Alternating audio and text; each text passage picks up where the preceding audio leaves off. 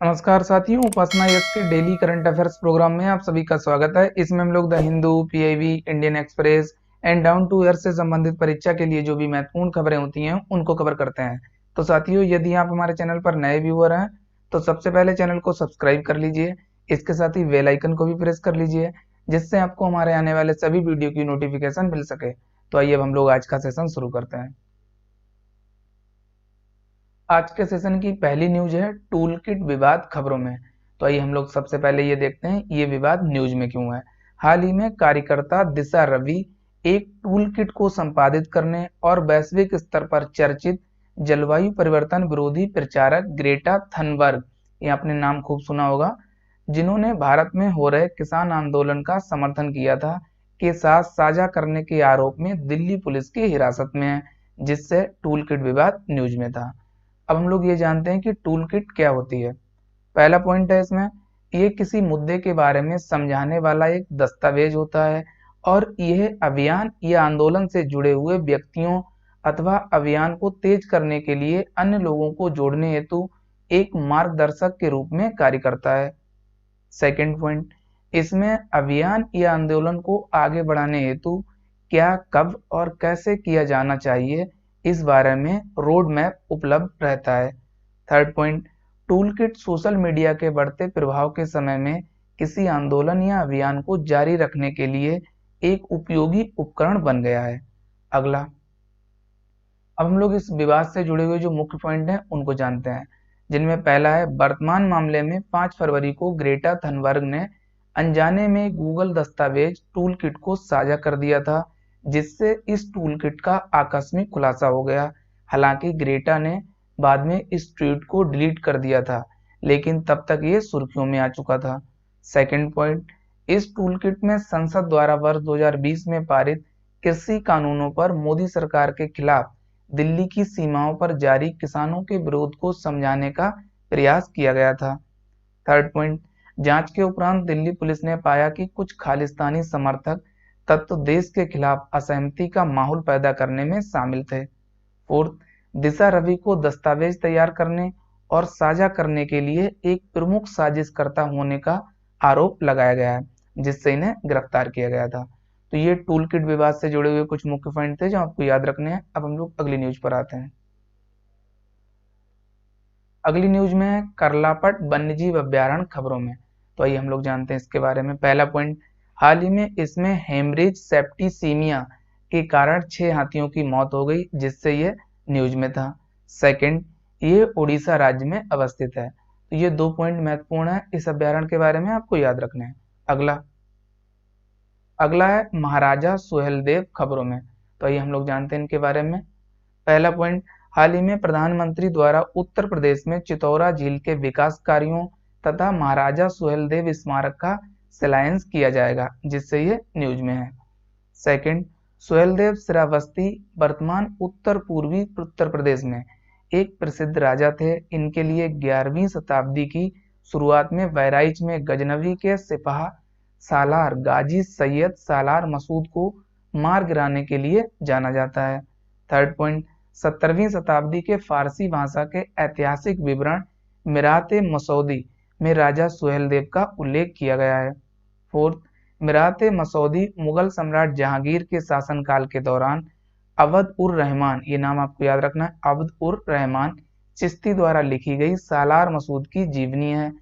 किंवदंती के अनुसार सुहेलदेव श्रावस्ती के राजा मोरध्वज के सबसे बड़े पुत्र थे। तो ये महाराजा सुहेलदेव के बारे में कुछ मुख्य पॉइंट हैं जो आपको याद रखने हैं। हम लोग अगली न्यूज पर आते हैं।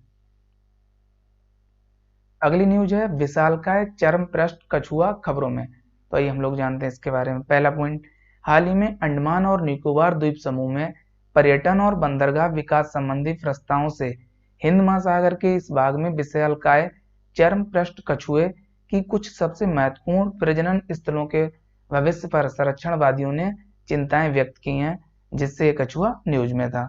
सेकंड, लेदरबैक यानी चर्मपृष्ठ कछुआ प्रजाति पृथ्वी पर पाई जाने वाले समुद्री कछुओं की 7 प्रजातियों में से सबसे बड़ी है और आर्कटिक और अंटार्कटिक को छोड़कर सभी महासागरों में लंबी दूरी तक पाई जाती है। थर्ड, हिंद महासागर क्षेत्र में ये प्रजाति केवल इंडोनेशिया, श्रीलंका और अंडमान और निकोबार द्वीप समूह में घोंसला बनाते हैं। फोर्थ, ये प्रजाति भारत के वन्यजीव संरक्षण अधिनियम 1972 की अनुसूची 1 में सूचीबद्ध है। तो ये विशालकाय चर्मपृष्ठ कछुए से संबंधित कुछ मुख्य पॉइंट हैं जो आपको याद रखने हैं। अब हम लोग अगली न्यूज पर आते हैं। अगली न्यूज है रोहिंग्या समुदाय खबरों में। तो ये सबसे पहले हम लोग देखते हैं ये न्यूज में क्यों है। हाल ही में मानवाधिकार समूहों द्वारा किए जा रहे विरोध के बावजूद बांग्लादेश प्राधिकारियों द्वारा म्यांमार से पलायन करने वाले रोहिंग्या शरणार्थियों के चौथे समूह को बंगाल की खाड़ी में स्थित भाषण 4 द्वीप पर रवाना कर दिया गया है, जिससे ये समुदाय न्यूज में था। अब हम लोग इस समुदाय से जुड़े हुए जो मुख्य पॉइंट हैं उनको जान लेते हैं। पहला पॉइंट, रोहिंग्या म्यांमार के कई जातीय अल्पसंख्यकों में से एक समुदाय है। वर्ष 2017 की शुरुआत में म्यांमार में रोहिंग्या समुदाय के लोगों की संख्या लगभग 1 मिलियन थी। सेकंड पॉइंट, उनकी अपनी भाषा और संस्कृति है और कहा जाता है वे अरब व्यापारियों और अन्य समूहों के वंशज हैं जो इस क्षेत्र में कई पीढ़ियों से बसे हुए हैं।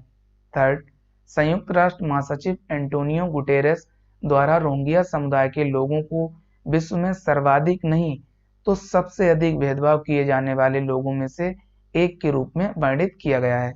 अगला पॉइंट है फोर्थ, भाषण 4 द्वीप बंगाल की खाड़ी में स्थित एक विवादित बाढ़ प्रवण द्वीप है जिसे म्यांमार से पलायन करने वाले 1 मिलियन रोहिंग्या शरणार्थियों में से 1 लाख शरणार्थियों को बसाने के लिए विशेष रूप से विकसित किया गया है। फिफ्थ, मानवाधिकार समूह ने बांग्लादेश के इस कदम की आलोचना की है और उनका कहना है कि रोहिंग्या शरणार्थियों को उनकी इच्छा के खिलाफ भाषण 4 द्वीप पर जाने के लिए मजबूर किया जा रहा है, जबकि सरकार का कहना है कि शरणार्थी द्वीप पर स्वेच्छा से जा रहे हैं। तो ये रोहिंग्या समुदाय के बारे में कुछ मुख्य पॉइंट थे जो आपको याद रखने हैं। अब हम लोग अगली न्यूज पर आते हैं। अगली न्यूज है longitudinal ageing study in India report खबरों में। तो आइए हम लोग जानते हैं इसके बारे में। पहला point, longitudinal ageing studies of India Bharat में बुजुर्ग आबादी के स्वास्थ्य, आर्थिक तथा सामाजिक निर्धारकों और परिणामों की वैज्ञानिक जांच हेतु एक राष्ट्रीय सर्वेक्षण है। सेकंड पॉइंट, भारत में कम से कम 5% बुजुर्ग आबादी लगभग 60 वर्ष और उससे अधिक आयु के ने वर्ष 2020 में अपने साथ दुर्व्यवहार होने की बात कही है। थर्ड, भारत के बिहार राज्य में बुजुर्गों के साथ दुर्व्यवहार होने के सर्वाधिक मामले पाए गए हैं। फोर्थ, जिन बुजुर्गों के साथ बुरा बर्ताव किया गया है उनमें से 3% बुजुर्गों ने उनके आत्मसम्मान या भावनाओं को चोट पहुंचाने वाले मौखिक यानी भावात्मक से बुरे बर्ताव की शिकायत की है। फिफ्थ, उत्तराखंड में दुर्व्यवहार की शिकायत करने वाले बुजुर्गों ने सर्वाधिक संख्या में सर्वेक्षण में भाग लिया है। 6, बुजुर्गों से दुर्व्यवहार एक बढ़ती हुई अंतर्राष्ट्रीय समस्या है और इसके कई उदाहरण विभिन्न देशों और संस्कृतियों में देखे जा रहे हैं। ये मानव अधिकारों का एक अत्यंत महत्वपूर्ण उल्लंघन है और इसकी वजह से कई स्वास्थ्य और भावनात्मक समस्याएं पैदा होती हैं। तो ये आपको ये रिपोर्ट जो थी उससे संबंधित कुछ मुख्य पॉइंट हैं जो आपको याद रखने हैं, परीक्षा के लिए महत्वपूर्ण है। अब हम लोग अगली न्यूज पर आते हैं। अगली न्यूज है भूस्थानिक डेटा नीति का उदारीकरण खबरों में। तो ये सबसे पहले हम लोग देखते हैं ये न्यूज में क्यों है। हाल ही में विज्ञान और प्रौद्योगिकी मंत्रालय द्वारा भारत में भूस्थानिक यानी जियो स्पेशियल क्षेत्र हेतु नए दिशा निर्देश जारी किए गए हैं। इन दिशा निर्देशों के माध्यम से मौजूदा प्रोटोकॉल को रद्द करके इस क्षेत्र को उदार बनाते हुए अधिक प्रतिस्पर्धी बनाया गया है, जिससे ये जो भूस्थानिक डेटा है न्यूज में था। अब हम लोग इससे जुड़े हुए जो मुख्य पॉइंट हैं उनको जानते हैं। पहला, भूस्थानिक आंकड़े या डेटा उन वस्तुओं, घटनाओं या किसी देखी जाने वाली परिघटनाओं के बारे में आंकड़े होते हैं जिनकी पृथ्वी की सतह पर एक अवस्थिति होती है। सेकंड, ये अवस्थिति अल्प अवधि के लिए किसी सड़क की अवस्थिति या भूकंपीय घटना की तरह स्थिर हो सकती है अथवा किसी पैदल यात्री या गतिशील वाहन किसी संक्रामक रोग के प्रसार जैसे गतिशील हो सकती है। थर्ड, भूस्थानिक डेटा अवस्थिति की जानकारी और उससे संबंधित सूचनाओं, वस्तु, घटना या घटना से संबंधित विशेषताओं उस संयोजित करते हैं। इसके अलावा अक्सर समसामयिक जानकारी अथवा घटना के स्थान और उससे संबंधित विशेषताओं को भी जोड़ते हैं। अगला फोर्थ पॉइंट है, सरकार का ये कदम इस क्षेत्र में नवाचार को प्रोत्साहित करने तथा सार्वजनिक और निजी संस्थाओं को बराबर का अवसर प्रदान करने में सहायक होगा। फिफ्थ, मानदंडों में ढील देने से उन क्षेत्रों को काफी लाभ होगा जो उच्च गुणवत्ता वाले मानचित्रण की अनुपलब्धता के कारण अभी तक पिछड़े हुए थे। सिक्स, ये कदम नवाचारों को शुरू करने और मापनीय समाधानों का निर्माण करने हेतु देश के स्टार्टअप, निजी क्षेत्र, सार्वजनिक और क्षेत्र और अनुसंधान संस्थानों के लिए जबरदस्त अवसर प्रदान करेगा। सेवेंथ, इससे रोजगार सृजन भी होगा और आर्थिक विकास को गति भी हासिल होगी। आठवां, भारत के किसानों को भी भूस्थानिक और सुदूर संवेदी आंकड़े का फायदा मिलेगा। आंकड़े से नई प्रौद्योगिकियों और मंचों का उदय हो सकेगा जो कृषि और संबद्ध क्षेत्रों में दक्षता बढ़ाएंगे। नवा है, इस निर्णय से भारत की भू मानचित्रण क्षमता का उपयोग सभी क्षेत्रों में देश के उच्च लक्ष्य के लिए किया जा सकेगा और इसकी भू मानचित्रण क्षमता केवल सुरक्षा उद्देश्यों तक सीमित नहीं होगी। तो ये भूस्थानिक डेटा नीति के उदारीकरण से जुड़े हुए कुछ मुख्य पॉइंट थे जो आपको याद रखने हैं। अब हम लोग अगली न्यूज पर आते हैं। अगली न्यूज में है भ्रष्टाचार बोध सूचकांक 2020 खबरों में। तो आइए हम लोग जानते हैं सबसे पहले ये न्यूज में क्यों है। हाल ही में अंतर्राष्ट्रीय गैर सरकारी संगठन ट्रांसपेरेंसी इंटरनेशनल द्वारा भ्रष्टाचार बोध सूचकांक में भारत 6 पायदान खिसक कर 180 देशों में 86वें स्थान पर आ गया है, जिससे ये न्यूज में था। ज्ञात हो वर्ष 2019 में भारत 180 देशों में 80वें पायदान पर था। तो ये आपको ध्यान रखना है इसकी 2019 में रैंकिंग। अब हम लोग इस सूचकांक से जुड़े हुए जो मुख्य पॉइंट है उनको जान लेते हैं। पहला पॉइंट है, इस सूचकांक में 0 से 100 तक के स्तर को पैटर्न उपयोग किया जाता है, जहां 0 का अर्थ है सबसे कम भ्रष्टाचार और 100 का अर्थ है सर्वाधिक भ्रष्ट से। तो ये आपको याद रखना है। सेकंड पॉइंट, भ्रष्टाचार बोध सूचकांक 2020 के तहत शीर्ष देशों में डेनमार्क यानी फर्स्ट रैंक, स्कोर 88, ये भी आपको ध्यान रखना है, और न्यूजीलैंड जिसका स्कोर 88 है, जिसके बाद फिनलैंड, सिंगापुर, स्वीडन और स्विट्जरलैंड का स्थान है, जिसमें सभी ने 85 स्कोर प्राप्त किया है। थर्ड, वर्ष 2020 के सूचकांक में भारत का कुल स्कोर 40 है, तो ये स्कोर भी आपको याद रखना है, आपसे पूछा जा सकता है, जबकि वर्ष 2019 में ये 41 था। फोर्थ, सूचकांक में 180 देशों की सूची में दक्षिण सूडान 12वीं रैंक पर और सोमालिया भी 12वीं रैंक को निम्न स्थान प्राप्त हुआ है। इसके बाद सीरिया 14वें स्थान पर, यमन 15वें और वेनेजुएला 15वें स्थान पर है। तो ये आपको याद रखना है। ये जो सूचकांक है उससे जुड़े हुए कुछ मुख्य पॉइंट हैं। अब हम लोग इस संगठन के बारे में जान लेते हैं, यानी जिसके द्वारा इस सूचकांक को जारी किया जाता है, ट्रांसपेरेंसी इंटरनेशनल। तो इससे जुड़ा हुआ पहला पॉइंट है, ट्रांसपेरेंसी इंटरनेशनल एक अंतर्राष्ट्रीय गैर सरकारी संगठन है जिसकी स्थापना वर्ष 1993 में बर्लिन में की गई थी। सेकंड, इसका प्राथमिक उद्देश्य नागरिक उपायों के माध्यम से वैश्विक भ्रष्टाचार का मुकाबला करना और भ्रष्टाचार के कारण उत्पन्न होने वाली आपराधिक गतिविधियों को रोकने हेतु कार्रवाई करना है। थर्ड, इसके प्रकाशनों में वैश्विक भ्रष्टाचार बैरोमीटर और भ्रष्टाचार बोध सूचकांक शामिल हैं। फोर्थ, इसका मुख्यालय जर्मनी के बर्लिन में है। तो ये ट्रांसपेरेंसी इंटरनेशनल से जुड़े हुए कुछ मुख्य पॉइंट हैं जो आपको याद रखने हैं। अब हम लोग अगली न्यूज पर आते हैं। अगली न्यूज है, traffic crash injury and disabilities the burden on India societies report खबरों में। तो आइए सबसे पहले हम लोग देखते हैं ये न्यूज में क्यों है। हाल ही में केंद्रीय सड़क परिवहन और राजमार्ग मंत्री द्वारा traffic crash injury and disabilities the burden on India societies शीर्षक से विश्व बैंक की रिपोर्ट जारी की गई है। तो ये आपको याद रखना है, किसने जारी की है, केंद्रीय सड़क परिवहन और राजमार्ग मंत्री ने, और ये किसकी रिपोर्ट है, विश्व बैंक की। अब हम लोग इस रिपोर्ट से जुड़े हुए जो मुख्य पॉइंट हैं उनको जानते हैं। पहला पॉइंट, इस रिपोर्ट को एनजीओ सेव लाइफ फाउंडेशन के सहयोग से तैयार किया गया है। सेकंड, सर्वेक्षण में शामिल किए गए आंकड़ों को भारत के 4 राज्यों उत्तर प्रदेश, बिहार, तमिलनाडु और महाराष्ट्र से एकत्र किया गया था। थर्ड, सड़क यातायात के कारण चोटिल होना मृत्यु का 8वां प्रमुख कारण है। फोर्थ, सड़क दुर्घटनाओं के कारण विश्व भर में होने वाली कुल मौतों में से 11% मौतें भारत में होती हैं, जो कि विश्व में सर्वाधिक है। अगला है नेविगेशन इन इंडियन कॉन्स्टेलेशन, यानी नाविक खबरों में। तो आइए हम लोग जानते हैं इसके बारे में। पहला पॉइंट, ये एक भारतीय क्षेत्रीय नेविगेशन सैटेलाइट सिस्टम है, यानी Indian regional navigation satellite system इसकी फुल फॉर्म है, जिसे भारतीय अंतरिक्ष अनुसंधान संगठन इसरो द्वारा विकसित किया गया है। सेकंड, इसका मुख्य उद्देश्य भारत और उसके पड़ोसियों को विश्वसनीय नेविगेशन सुविधाएं और समय संबंधी सेवाएं प्रदान करना है। थर्ड, IRNSS में 8 उपग्रह हैं, तो ये नंबर आपको याद रखना है, 8 उपग्रह हैं। इसके अंतर्गत भूस्थैतिक कक्षा में 3 उपग्रह और भूसमकालिक कक्षा में 5 उपग्रह शामिल हैं। फोर्थ, ये स्थापित और लोकप्रिय अमेरिकी ग्लोबल पोजिशनिंग सिस्टम यानी GPS की तरह ही काम करता है, लेकिन ये उपमहाद्वीप के लगभग 1500 किलोमीटर क्षेत्र को ही कवर करता है, तो ये आपको याद रखना है इसकी रेंज।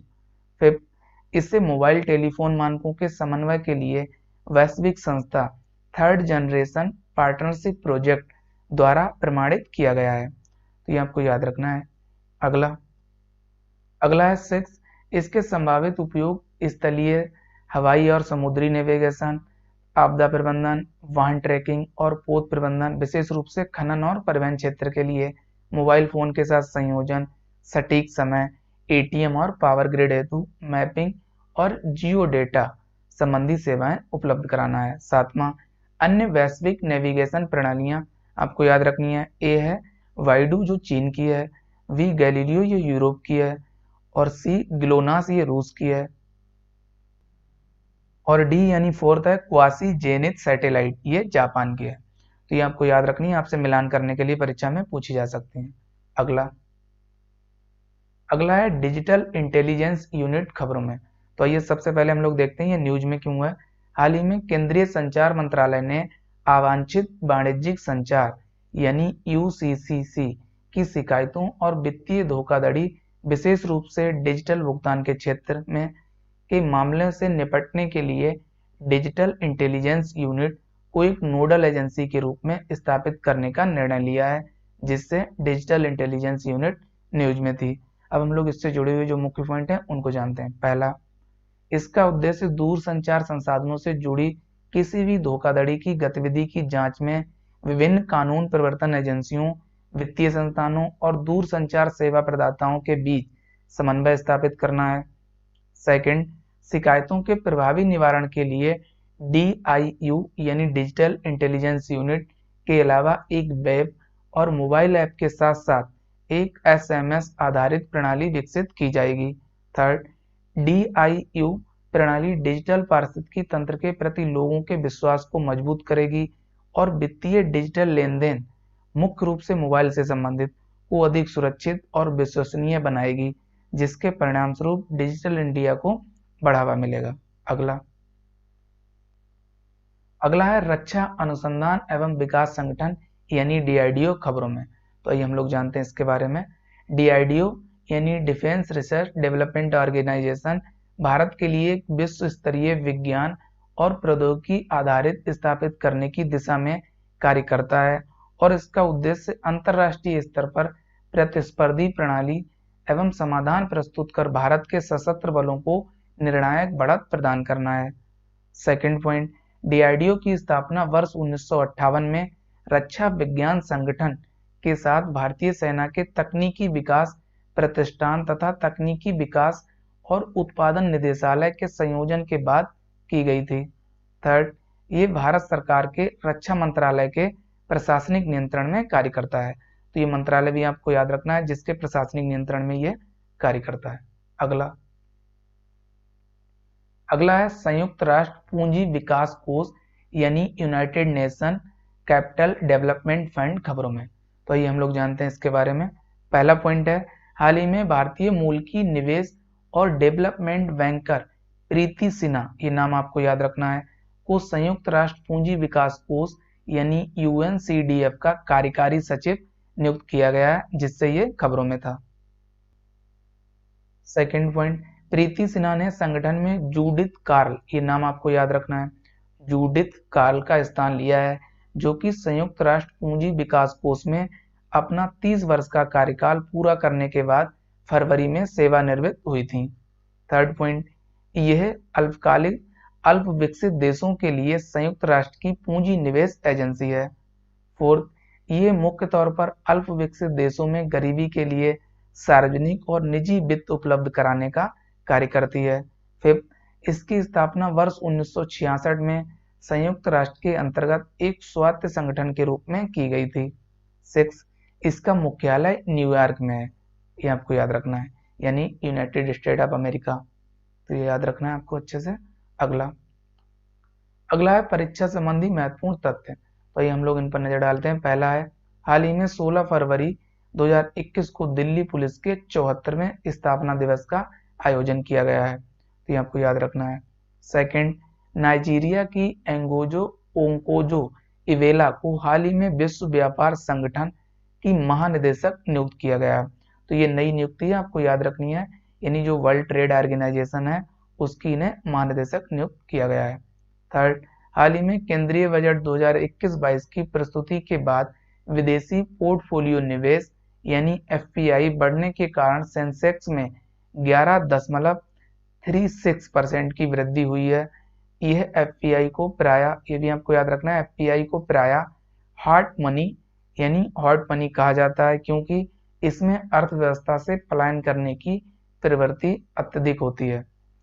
फोर्थ, मां कैंटीन की शुरुआत पश्चिम बंगाल की मुख्यमंत्री ममता बनर्जी द्वारा की गई है। इसमें मात्र 5 रुपए में गरीबों और निराश्रितों के लिए रियायती पका हुआ भोजन उपलब्ध कराया जाएगा, तो ये आपको याद रखना है। परीक्षा संबंधी कुछ महत्वपूर्ण तथ्य हैं जो काफी महत्वपूर्ण है। अगला है ई छावनी पोर्टल खबरों में, तो ये हम लोग जानते हैं इसके बारे में। हाल ही में रक्षा मंत्री राजनाथ सिंह ने ई छावनी नाम से एक ऑनलाइन पोर्टल लॉन्च किया है, जिससे ये न्यूज में था। सेकंड, इसका उद्देश्य देश भर की कुल 62 छावनी बोर्डों में रहने वाले 20 लाख से अधिक नागरिकों को ऑनलाइन नगर पालिका सेवाएं प्रदान करना है। थर्ड, छावनी बोर्डों में रहने वाले नागरिक अपनी शिकायतें इस पोर्टल पर दर्ज करा सकते हैं और घर बैठे ही उन समस्याओं का समाधान प्रस्तुत किया जाएगा। फोर्थ, इस पोर्टल को ई गांव फाउंडेशन, भारत इलेक्ट्रॉनिक्स लिमिटेड यानी वेल, रक्षा संपदा महानिदेशक और राष्ट्रीय सूचना विज्ञान केंद्र द्वारा संयुक्त रूप से विकसित किया गया है। तो आज के न्यूज सेक्शन में इतना ही। अब हम लोग सवालों पर नजर डालते हैं। सवालों की शुरुआत हम लोग पिछले अभ्यास प्रश्न से करते हैं। पिछले अभ्यास प्रश्न में आपसे पूछा गया था, हाल ही में डिक इंसोनिया खबरों में रहा, इसका संबंध है ए ऑप्शन क्षुद्रग्रह से, बी कोविड-19 से, सी प्राचीन जीवित प्राणी से, डी इनमें से कोई नहीं। तो इसका करेक्ट जवाब है सी ऑप्शन, यानी प्राचीन जीवित प्राणी। अगला सवाल है सवाल नंबर 1, हाल ही में खबरों में रहा भाषण 4 द्वीप स्थित है, ए ऑप्शन बंगाल की खाड़ी में, बी अटलांटिक महासागर में, सी प्रशांत महासागर में, डी इनमें से कोई नहीं। तो इसका करेक्ट जवाब है ए ऑप्शन, यानी बंगाल की खाड़ी में। अभी हम लोगों ने देखा था। अगला सवाल है सवाल number 2, navigation in Indian constellation यानी नाविक के बारे में निम्नलिखित कथनों पर विचार कीजिए। पहला कथन, ये एक भारतीय क्षेत्रीय नेविगेशन सैटेलाइट सिस्टम है जिसे भारतीय अंतरिक्ष अनुसंधान संगठन यानी इसरो द्वारा विकसित किया गया है। सेकंड पॉइंट, इसका मुख्य उद्देश्य भारत और उसके पड़ोसियों को विश्वसनीय नेविगेशन सुविधाएं और समय संबंधी सेवाएं प्रदान करना है। थर्ड, ये उपमहाद्वीप के लगभग 1500 किलोमीटर क्षेत्र को कवर करता है। फोर्थ, IRNSS में 8 उपग्रह हैं। इसके अंतर्गत भूस्थितिक कक्षा में 3 उपग्रह और भू समकालिक कक्षा में 5 उपग्रह शामिल हैं। अब आपको उपयुक्त में से कौन सा से कथन सत्य है या है बताना है। ए ऑप्शन केवल 1, 2 और 3, बी केवल 2, 3 और 4, सी केवल 1, 3 और 4, डी 1, 2, 3 और 4 यानी सभी। तो इसका करेक्ट जवाब है डी ऑप्शन, यानी दिए हुए सभी कथन सत्य हैं। अब हम लोग आज के अभ्यास प्रश्न पर नजर डालते हैं। आज का अभ्यास प्रश्न है, हाल ही में ट्रांसपेरेंसी इंटरनेशनल खबरों में रहा, इसका मुख्यालय स्थित है? ए ऑप्शन बर्लिन में, बी हेग में, सी जिनेवा में, डी इनमें से कोई नहीं। तो इसका करेक्ट जवाब आप सभी को कमेंट सेक्शन में देना है। तो साथियों आज के सेशन में इतना ही, हम लोग नेक्स्ट सेशन में मिलेंगे कुछ नई खबरों के साथ। तब तक के लिए आप सभी लोग अपना ध्यान रखिए। साथ ही उपासना यस के चैनल को लाइक शेयर और सब्सक्राइब करना ना भूलिए। Thank you, best of luck.